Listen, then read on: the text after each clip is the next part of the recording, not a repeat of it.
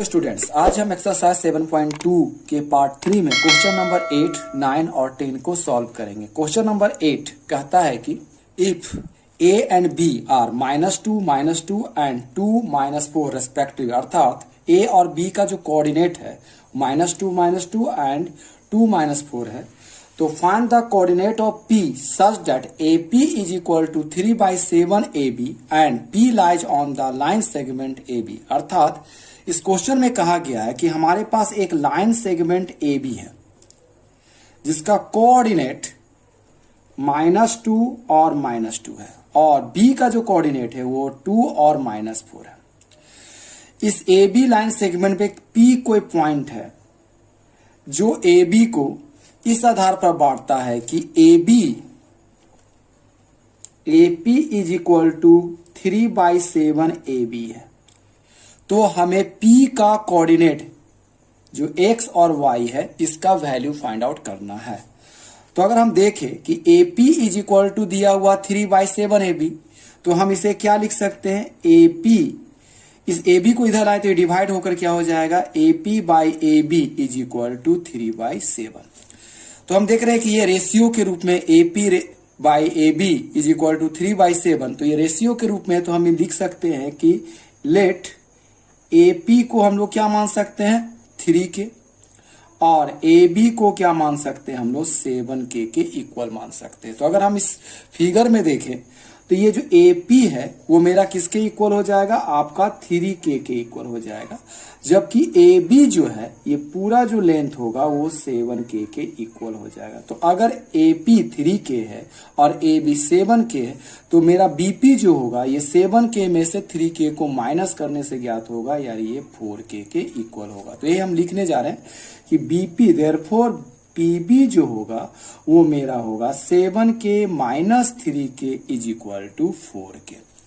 अब इन दोनों का रेशियो निकाले तो क्या प्राप्त होगा, सो AP/PB इज इक्वल टू, तो AP का वैल्यू क्या आया था 3K और BP का वैल्यू क्या था मेरा 4K, तो K कैंसिल हो गया तो ये आ गया 3/4, अर्थात ये कितना रेशियो में बढ़ गया, 3/4 में। अगर हम इसे फिगर के रूप में देखें तो हम देखते हैं कि A और B को जो P है वो 3:K में बांटता है। तो the coordinate of the P will be, लिख सकते हैं -2 को हम 4 से इंटू करेंगे और 2 को किससे इंटू करेंगे, 3 से, तो -2 × 4 प्लस 2 × 3 डिवाइडेड बाई 3 + 4। उसी प्रकार -2 को फिर किससे इंटू करना पड़ेगा, फिर 4 से इंटू करेंगे, -2 × 4 प्लस -4 को 3 से इंटू करेंगे डिवाइडेड बाई 3 + 4। तो यहां हम सेक्शन फार्मूला को अप्लाई कर रहे हैं।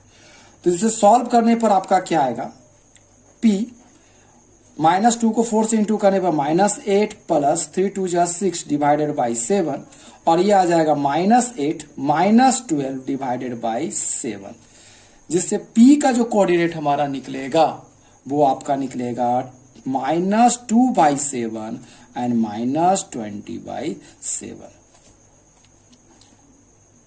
You can take the screenshot of this set.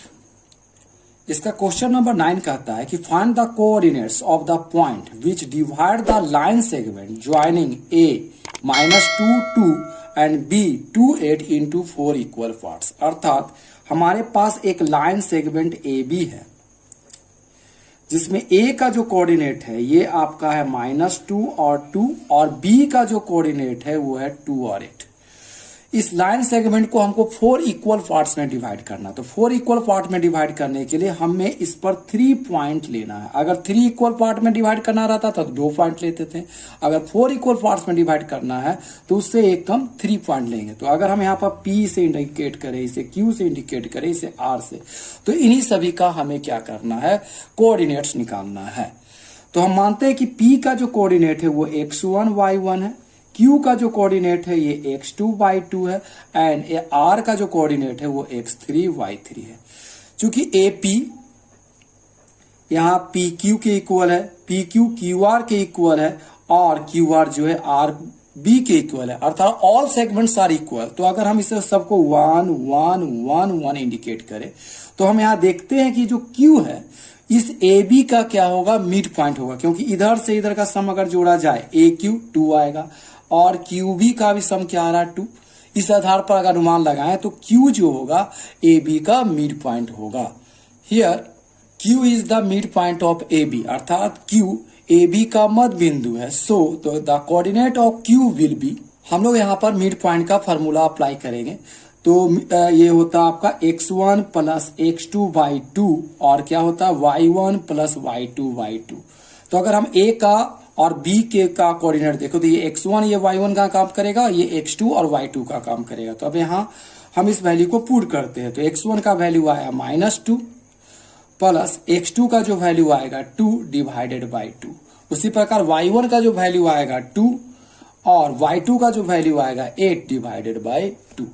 अब हम इसे लिख सकते हैं q -2 प्लस 2 0 बाई 2, अर्थात ये 0 आएगा और ये आएगा 2 और ये 10 बाई 2। तो 10 का टेबल में 2 का टेबल में 10 कैंसिल हो जाएगा 5 बार में। तो ये आ गया q का जो कोऑर्डिनेट हो जाएगा आपका 0 और 5। इसी प्रकार अगर हम देखें p जो होगा ए क्यू का मिड पॉइंट होगा, क्योंकि ये दो इक्वल पार्ट्स में डिवाइड करा तो p ए क्यू का मिड पॉइंट होगा। यहाँ पर q का जो कोऑर्डिनेट आ गया है 0 5।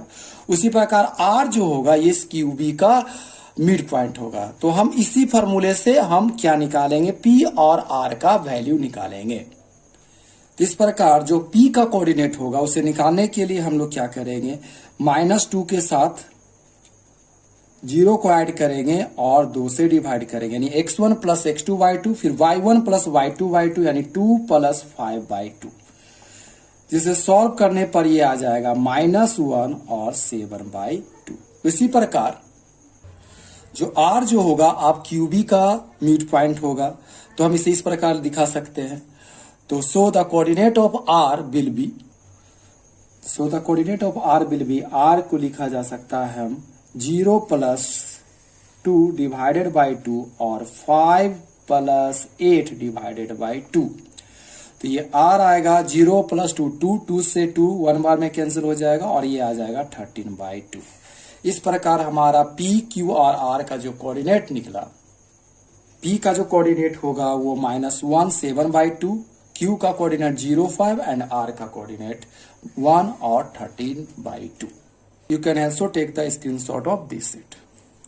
इस एक्सरसाइज के अंतिम क्वेश्चन 10 में कहा गया है कि find the area of a rhombus if its vertices are 3 0 4 5 -1 4 and -2 -1 taken in order. अर्थात हमारे पास एक रोम्बस अर्थात एक समचतुर्भुज है जिसका वर्टिसेस दिया हुआ है। अगर हम इसे ए बी सी और डी से इंडिकेट करें, जिसका वर्टिसेस आ रहा है 3 0 4 5 -1 4 और -2 -1, तो इसका एरिया यानी इसका क्षेत्रफल निकालना। तो हम लोग जानते हैं कि किसी भी रोम्बस अर्थात समचतुर्भुज का जो क्षेत्रफल अर्थात एरिया होता है वो होता है 1/2 इंटू प्रोडक्ट ऑफ डायगोनल्स, यानी विकर्णों का गुणनफल। तो इसमें विकर्ण क्या क्या काम करेगा, AC और BD। तो हमें सबसे पहले डिस्टेंस फार्मूला के आधार पर AC और BD का डिस्टेंस निकालेंगे, तब उसे उस फार्मूला में पुट कर उसका एरिया ज्ञात करेंगे। तो सबसे पहले हम इसमें AC और BD निकालते हैं। Here AC is equal to लिखा जा सकता है हमको x2 माइनस x1 का whole square plus y2 minus y1 का होल स्क्वायर। तो ये डिस्टेंस फार्मूला हुआ जिसे दूरी सूत्र भी कहते हैं। तो यहाँ अगर हम इसे x1 और इसे y1 माने और इसे x2 और इसे y2 माने तो हमारा इसे पुट करने पर जो वैल्यू आएगा ये आएगा -1 में से यानी x2 में से x1 यानी 3 को माइनस करना पड़ेगा, यानी -1 - 3 का स्क्वायर प्लस y2 जो काम करेगा वो 4 और y1 जो काम करेगा 0 यानी 4 - 0 का स्क्वायर। -1 और -3 मिलकर आएगा -4 का स्क्वायर आएगा आपका 16। उसी प्रकार 4 और -0 तो 4 का स्क्वायर फिर आएगा 16 और 16 को ऐड करने पर ये 32 आएगा, जिसे सॉल्व करने पर ये आएगा 4 × 4 × 2 स्क्वायर रूट किया, जिससे इसका वैल्यू आया 4√2 यूनिट। उसी प्रकार हमें BD का वैल्यू निकालना है। तो BD का वैल्यू निकालने के लिए हम लोग क्या करेंगे, उसी फॉर्मूला का अप्लाई करेंगे। तो BD के लिए हमारा जो हो गया, ये x2 और ये y2 का काम कर रहा है, ये अगर ये x1 और y1 का काम, तो हम क्या करेंगे, 4 में से -2 सब्ट्रैक्ट करें तो माइनस माइनस क्या हो जाएगा, +2, यानी 4 + 2 का होल स्क्वायर प्लस 5 में से अब किसे माइनस करना पड़ेगा, -1 को, तो 5 और माइनस माइनस क्या हो जाएगा, +1 का होल स्क्वायर।